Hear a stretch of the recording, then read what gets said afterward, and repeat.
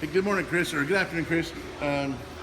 Paul here. We found, when we got the fiberglass off and we got the shelf off, we found rot in the top of your stem.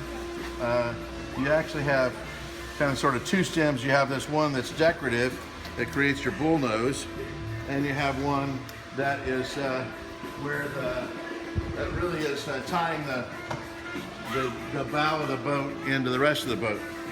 And what we found out is that this one that ties the bow of the boat into the rest of the boat is badly rotted right here. And we also found that the gripe, which is your next piece, it's the gripe is so your stem's like this. Your gripe then completes the curve, and your keel starts right about here, and your keel is flat for the rest of the boat. So what we found was, gee, we found rot in your decorative stem, which showed us some rot in the structural stem, which showed us some rot in the what's called the gripe. And so right now our plan is, and of course we got rot in the inner layer of plywood. It's pretty badly rotted on the end where it was touching all this rot.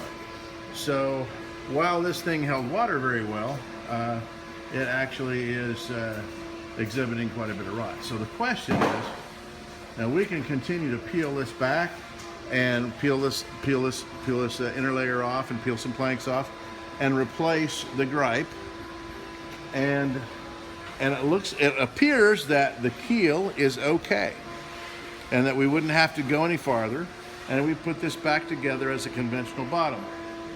Now the question is, I haven't put a number against that yet, but I can tell you it's probably going to be a pretty good portion of if we just replaced the entire bottom. I don't think it's 50% of that. I think it might be 25% of if we replace the entire bottom.